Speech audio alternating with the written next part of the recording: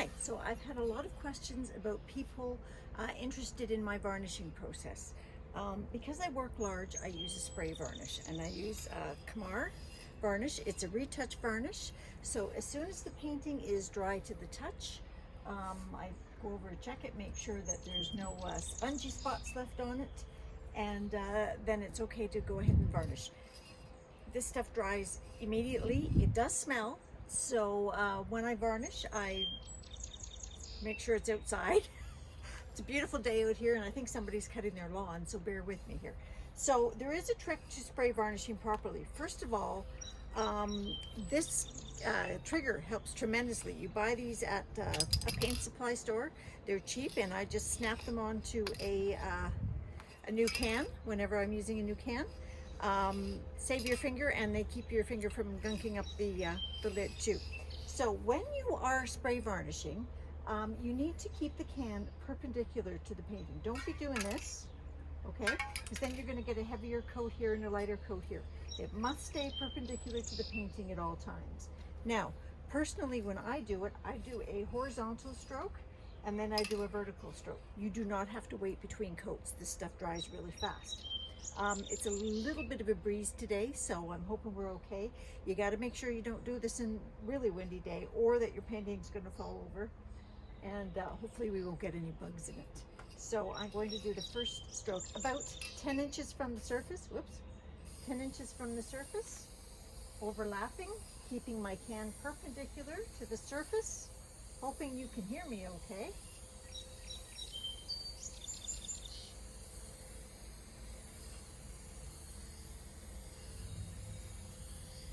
Now I do this even in the winter. I pick a day when it's around 0 Celsius and no wind and a sunny day, and I make sure that my panel is warm, my spray is warm, my easel is warm.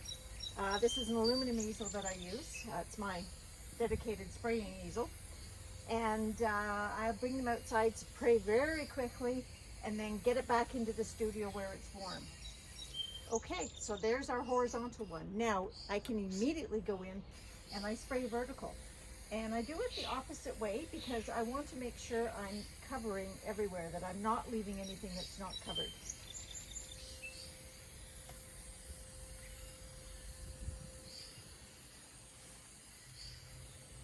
Spraying vertically. And now my preferences with my work is I tend to do a few strokes that kind of follow the line of the painting, the energy in the painting. And I do that because, you know, if this is hanging on a wall and the light hits it in a certain direction, I want to make sure that that the sheen is very even on it.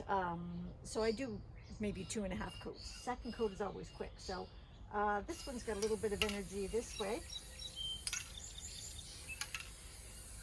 So I just do a very light, not everywhere. Make sure you get your corners. And then we're done, and that's it. So I will leave that sitting here for about 5 minutes until it's dry to the touch. It dries very quickly. Then I will take it in my studio, just because I'm not painting today, and I'm going to go down to the cottage where it's nice and clean up bugs. And that can sit there, and this will be dry to the touch and ready to ship in a couple hours if you needed to. I like to let them sit for a day. When I put them in my studio, I do leave. They do off gas. It is smelly. So I open up the windows, make sure the heat's not on, and let them dry in there thoroughly overnight. If I can. I always try to give them a day. Anyhow, that's how you do it. Very easy, very quick. It's pretty much, I bet you it's the same thing as Kamar. That's another good product, but I like to spray. I don't have a big area, and I don't have 24 hours to let a painting dry thoroughly. So I like this because it's fast, and I can reach it. It's vertical, so I know there's not any drips. It's a thin coat, so I'm not going to have any bubbles or drips or anything like that, and it's a good product. I've been using it for over 20 years, and I've never had an issue that I know of. Okay, thank you very much. Don't forget to subscribe to my YouTube channel.